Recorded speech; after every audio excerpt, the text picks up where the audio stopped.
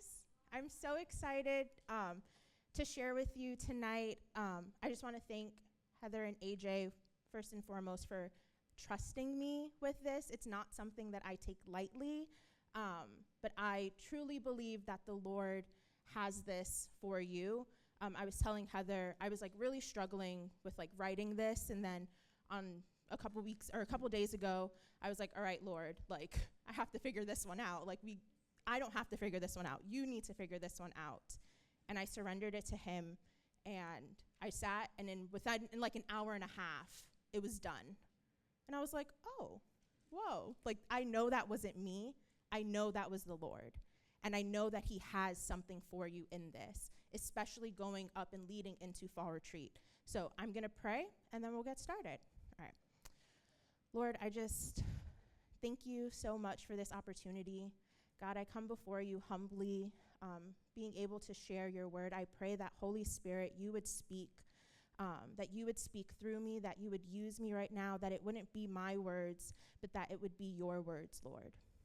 That you would, speak to every single person here in this room, and that they would be ready to hear what you have to say, and they would be open to hear what you have to say to them. Lord, we love you and we praise you. Amen. All right. So to start us off, I have a question for you.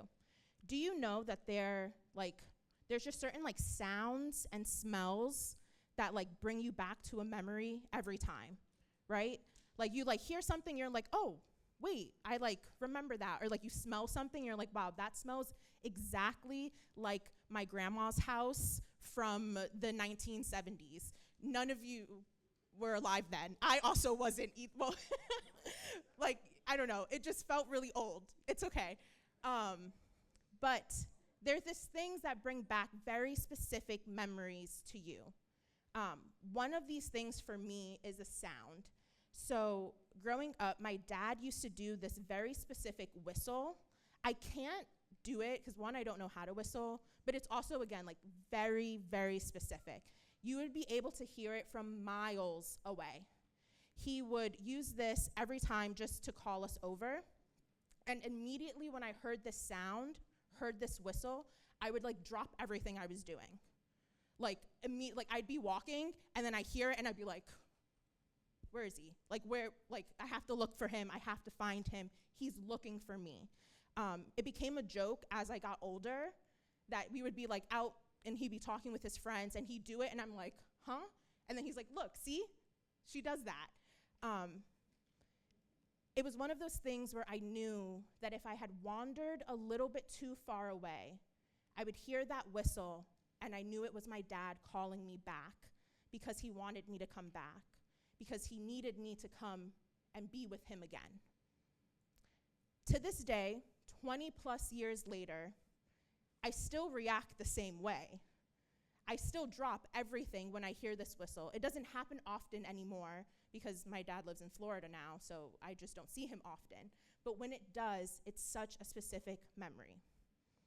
Another sound that has a very specific memory for me is the sound of a box of pasta being poured into boiling water. Huh? What? Why? Don't worry, I'll explain. It was the year 2023. It was the day, October 14th. As some of you know, that is also my birthday. And the event was our Chi Alpha Fall Retreat. That year, we decided to cook all of the food ourselves. All of the food. Every single part. Breakfast, lunch, dinner, every meal, we cooked it. Do you know who was in charge of said food plan? Me. Yep, I was. You guys don't know this, but it is my dream. I love being able to cook for a small army. Like the fact that I was able to like cook food for 60 plus students and people, I was like, yes, I'm up for it. I'm the girl for the job. It was a hard task, but I could do it. I was capable. Breakfast was over. I just finished cleaning it all up. Our first session was starting. And I realized that the kitchen upstairs, in the like kitchen area, every single burner was being used for pasta. And I still had like 3-4 more boxes of pasta to make. There was another kitchen downstairs in the same room that the speaker was speaking. Like the session was starting. Like worship happened, our speaker got up there, he had the mic, he was talking, and I was like, I have to go make some pasta right now. So I like sneaked down, went inside, went into the kitchen, boiling the water, and I was like, all right, this is gonna be easy. All I have to do is pour the pasta in, pour it, and it's just like so loud. Like I hear him stop talking, cause like, what is that sound? And I was like, oh my gosh, no, like, I'm making pasta. Our speaker was talking about community, and to this day, every time I make pasta, every single time, I'm like, haha, remember when I made pasta while Pete, that was his name, was speaking and disrupted the entire session? I think about the weekend that I spent all weekend in the kitchen. I spent that entire fall retreat, for the most part, in the kitchen or upstairs, cooking, cleaning, serving, doing what needed to get done. And tonight, I want to talk about another woman in the Bible who, while the speaker was speaking, spent most of her time in the kitchen. The main difference was that in this story's case, the speaker wasn't Pete, our Chi Alpha Fall Retreat speaker. The speaker was Jesus, our King of Kings, our Lord of Lords, our greatest teacher. And you might know what story I'm talking about now, but let's turn together to Luke 10:38 to 42, and it's the story of Mary and Martha. So, I'll let you guys turn there for a little bit. So Luke 10:38 to 42 says, as Jesus and his disciples were on their way, he came to a village where a woman named Martha opened her home to him. She had a sister called Mary who sat at the Lord's feet, listening to what he said. But Martha was distracted by all of the preparations that had to be made. She came to him and asked, Lord, don't you care that my sister has left me to do the work by myself? Tell her to help me. Martha, Martha, the Lord answered, you are worried and upset about many things, but few things are needed, or indeed only one. Mary has chosen what is better, and it will not be taken away from her. So at first glance, we might assume that this story invites us to either be a Mary or a Martha, someone who either serves or someone who sits at the feet of Jesus. And I think we often read this and ask ourselves that question, wait, what does a disciple actually do? Do we sit at Jesus' feet or do we serve? Doesn't Jesus tell us to serve? But doesn't Jesus also want us to be with him? I don't know what to do. Which one is the right answer? Which one do I do? Which is the most important? This may seem like the main point of the passage, but I would say that the answer is actually both. I would say that that Jesus' disciples are both called to sit at his feet and to serve. And the main point of this passage isn't answering the question, which one is right, but it's asking us, what is the posture in which we are doing these things? What is the posture in which we are both sitting and serving? So with this in mind, we'll get back to that a little bit later. Let's break this down a little more, but I want you guys to keep thinking about that. What is the posture in which we are supposed to sit and serve?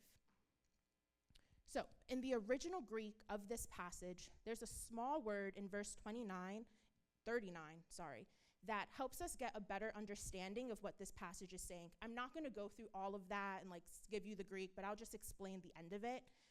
But it's the addition of the word also. So in a more literal word-for-word translation, verse 39 would read, and she had a sister called Mary, who also, having sat at the feet of the Lord, was listening to his word. So what might this also be referring to? I think we can consider that it might mean that Mary also served, or perhaps it means that Martha, also like her sister, sat at the feet of Jesus at some point or throughout her life. That when Jesus was around, both Mary and Martha sat at his feet. But this time we know that only Mary was. And we know from the Gospel of John that Martha displayed great faith in the midst of her brother Lazarus' death. Regardless, Jesus doesn't condemn Martha for her behavior and puts these sisters against each other and is like, yeah, you guys fight it out. Who's the better one? He uses this moment to teach them about the postures of their hearts. He uses this moment to teach us about the posture of our heart. So let's take a look at it. But Martha was distracted by all of the preparations that had to be made. She came to him and asked, "Lord, don't you care that my sister has left me to do all the work by myself? Tell her to help me." Validly so. She's just sitting there. I'm in the kitchen, making pasta, doing it all by myself, cleaning it up, preparing all the things. Tell her to help me. Martha didn't get the help she wanted from her sister, right? If you were doing all the cooking and cleaning, you also would want some help. It makes sense. And it wasn't that Mary was lazy. We most likely know that Mary also had prepared stuff. That's why that word also, right? But Mary also sat at the feet of Jesus. Martha did nothing wrong in working hard for Jesus. I want to make that very, very clear. She did nothing wrong. It was good that she was working hard for Jesus. It was good that she was serving for the Lord. Her problem was that she became distracted with much serving, as the ESV translation says. She was distracted from Jesus. The word distracted means to be drawn away, driven about mentally, overoccupied. Very literally, it means to be pulled and dragged in different directions. Have you ever felt like that?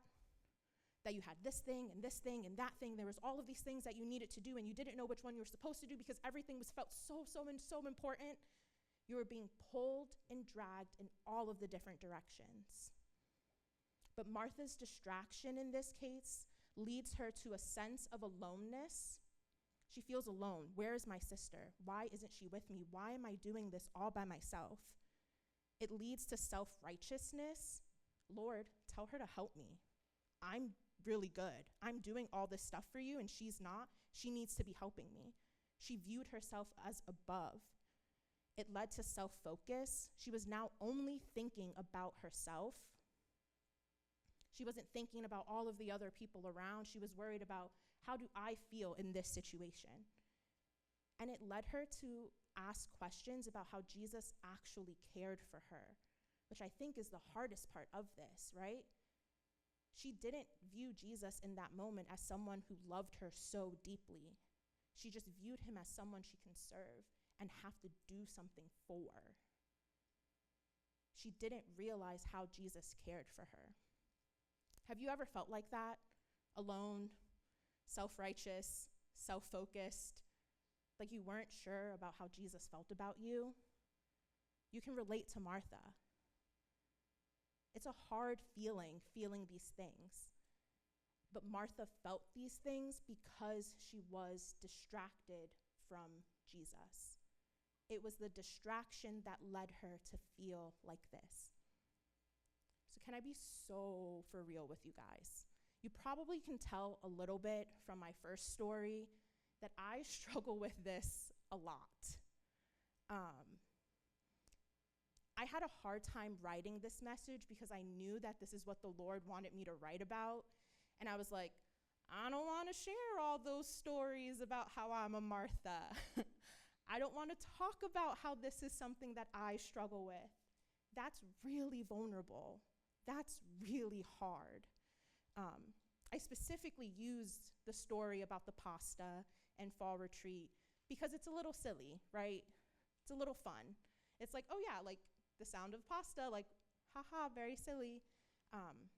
But as I looked at my life, I was able to point out situation after situation after situation where this is how I was. And I'm sure as you guys are thinking about your life, you're like, oh yeah, there's lots of moments where I'm like doing and doing and doing, and I'm distracted from Jesus. So last year, I struggled with this a lot, like very much in like every single aspect of my life and of my job and of work.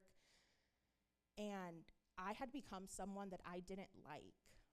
I was irritable, I was angry, I was crabby, I was prideful. Oof. Overall, I was just mean.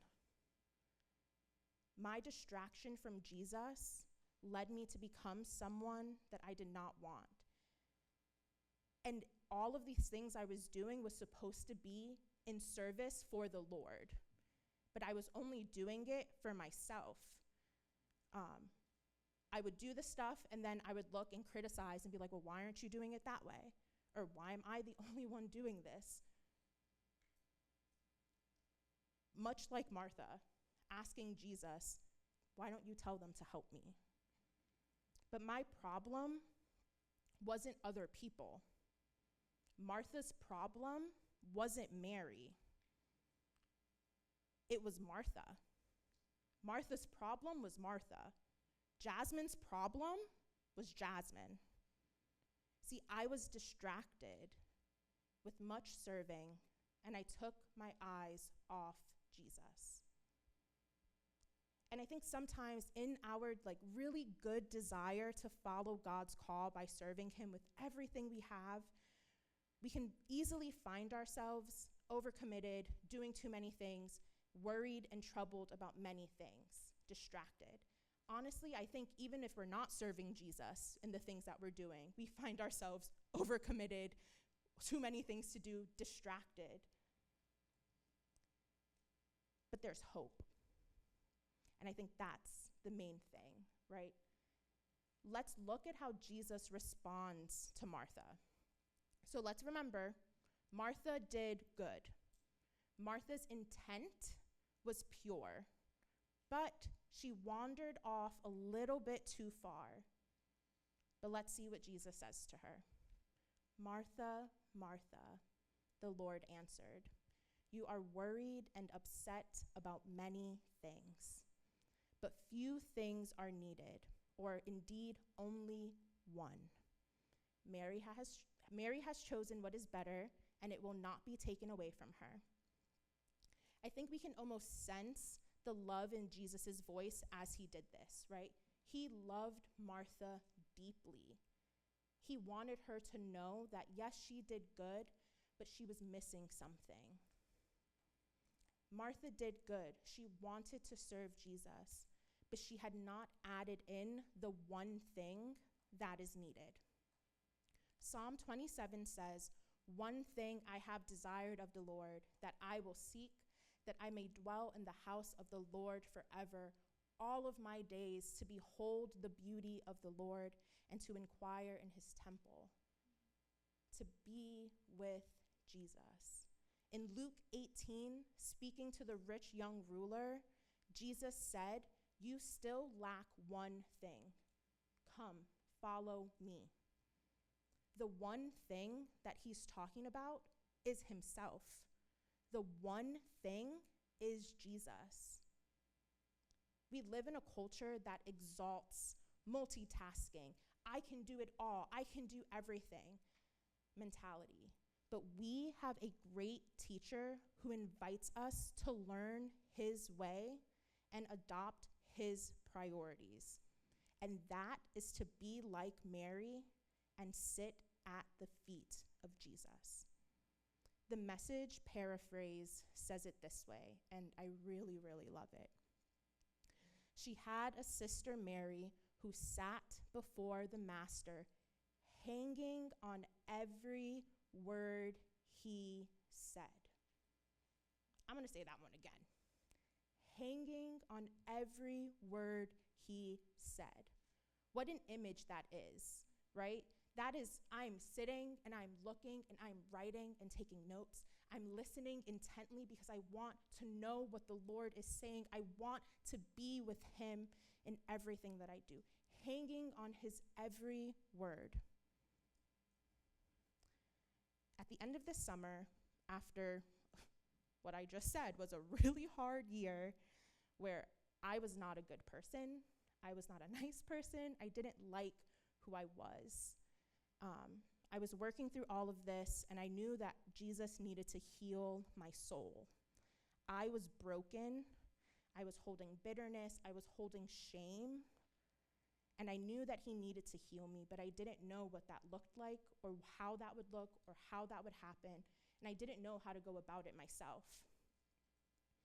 And I was sitting in sitting in the back of a huge room with thousands of teenagers worshiping the Lord, with most of you right in front of me.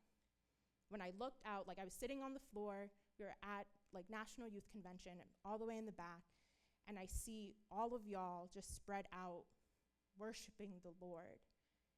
And I was sitting there and I was asking the Lord, what the heck am I supposed to do? I don't like how I feel. I don't want to be this way. What is happening? How can you heal me? What am I supposed to do? And I heard him. Guys, I probably audibly heard him. It was so, so clear. And I heard him say that all he wanted me to do for this year was to sit at his feet. And that everything that I was supposed to do this next year was going to come out of the overflow of me sitting at his feet. And that was the only way it was going to happen. And I was like, all right, cool. But what does that mean? What does that look like? I didn't know what that looked like, but I remember sitting and I was wrecked. I think there's also a picture, I'm kneeling on the floor, and Jessie came over and she was praying for me in that moment. And I was not well. Because in that moment, I realized that all of the good that I was doing for my job, for all of you, was out of nothing. It was for nothing, because I wasn't doing it out of the glory of God. It meant nothing because I wasn't devoted to him. It was just work. It was just things to do. And in that moment, I heard my dad's whistle. I had wandered off a little bit too far, and Jesus was calling me back. He was calling me back to what he had made me for. He was calling me back to be his child again. He was calling me back to fall in love with him, to be someone who hangs on every word he says. But what does it mean? What does it mean to sit at the feet of Jesus? Sitting at the feet of Jesus implies, first, having faith in who he is, right? It's being a follower of him. It's saying, yes, God, I know who you are. I believe in you. I believe you are good. I believe you can heal my brokenness. I want this. It's having faith. Sitting at the feet of Jesus implies a readiness to accept and obey what he teaches. Oof. What's the point of hearing him if you're not going to do the things that he says? Sitting at the feet of Jesus implies a readiness to accept and obey what he teaches. It means submission to him. To sit at the feet of Jesus implies discipleship. It means love. It means devotion. To sit at the feet of Jesus means falling in love with the one who loved you first. To be in a posture where you are falling in love with the creator of the universe who loved you first. Charles Spurgeon says this in regards to sitting at the feet of Jesus. Imagine not that to sit at Jesus' feet is very small, unmeaning thing. It means peace. To sit at the feet of Jesus means peace. For they who submit to Jesus find peace through his precious blood. To sit at the feet of Jesus, it means holiness. For those who learn of Jesus learn no sin, but are instructed in things lovely and of good repute. To sit at the feet of Jesus means strength. For they that sit with Jesus and feed upon him are girded with his strength. The joy of the Lord is their strength. To sit at the feet of Jesus, it means wisdom. For they that learn of the Son of God understand more than the ancients, because they keep his statutes. To sit at the feet of Jesus means zeal. For the love of Christ fires hearts that live upon it, and they are much with Jesus, become like Jesus, so that the zeal of the Lord's house eats them up. To sit at the feet of Jesus means falling in love with the one who loved you first.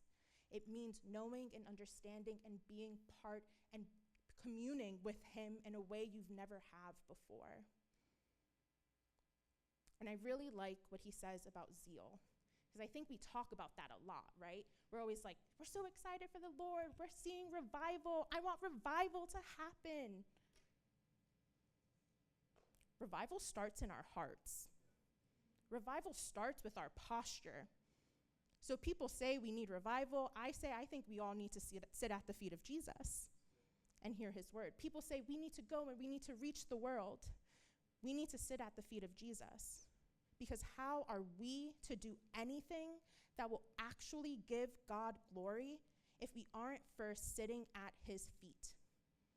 If we aren't listening to his words, obeying him, submitting ourselves to him, loving him first, how are we to do any of it?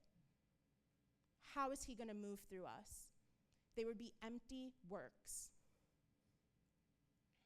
So remember in the beginning when I said that Jesus is teaching us about our posture.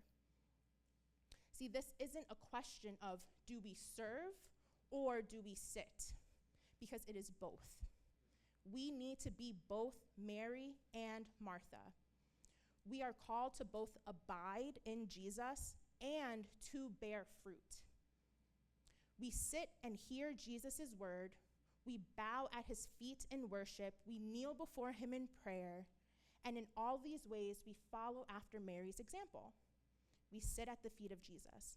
But it is from this place that we find the discernment, the clarity, the wisdom, the strength, the courage to bring Christ's loving presence into the world. It is in that place that we are able to serve like Martha. All that we do in our lives needs to be out of the overflow of the way we sit at Jesus' feet. All of it. Do you guys hear the whistle? Do you hear Jesus calling you back? See, I think there's a few different people here tonight. I think there are people like Mary and Martha who are doing both, right? Those of you who are sitting at the feet of Jesus and are serving and doing that out of the overflow. And that's great. I want to encourage you guys, keep doing it. Do not let yourselves be distracted. Don't be distracted with the serving. Don't be distracted with just all of the things of our world. Stay at his feet. Keep serving. Keep doing out of that overflow that he's pouring and filling you up. But I also think there are Marthas in the room. Those of you who are diligently and with the best intention serving God, but without adding the one thing, a continued focus on Jesus. And you're struggling. You're frustrated. You're angry. You're self-righteous. You're a little prideful. You're hurting because you forgot the one thing. What would it look like for you to go back and sit at the feet of Jesus? I also think there are Marys in the room. You sit at the feet of Jesus all day, every day. You are there. But that's it. You're not reaching your friends. You're not telling people about him. You're not doing anything for the Lord. You're just sitting there and enjoying his presence. And that is good. But what is he calling you to? Because he tells us to go out, and he tells us to go and to do and to be part of the body. And I think there are those of you who are neither. I think there are people who aren't even in the room with Jesus. You're not Mary, you're not Martha. You might consider yourself a Christian, but you're not in the room because you are distracted. You are too busy and distracted with your own pursuits. You are living a life worried and upset about many things. You're not in the room with Jesus. You're neither Mary nor Martha, but he wants you to be. He's calling you to be.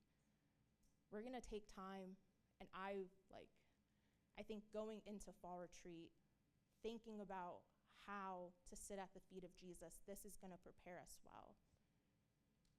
Where are you? Are you a Mary? Are you a Martha? Are you in the room with Jesus? Are you in the house? You might not have a relationship with him, and that's okay, but he wants you to. Or you might have a relationship with him, and you're sitting here and you're like, yeah, I don't sit at his feet, but I'm also not doing anything either. But there's hope, because remember how Jesus responds. He responds lovingly. He says, Martha, Martha, you're missing the one thing, but here it is. I'm not taking that from Mary, because this is what you need too. He's calling you back to him, or to him, for the first time. And what a joy that is. So, yeah, Jonah, can you play music or something? Yeah. But I want you guys to spread out. If you need to come to the altar, come to the altar. Surrender the things. If this time is even just you attempting to start, all right, Lord, I'm going to sit with you, and I don't know what that looks like, but I'm going to do it, and you speak. Ask him to speak. If you know where you are, talk to the Lord about it. He wants to call you back. He wants you to fall in love with him because he loved you first.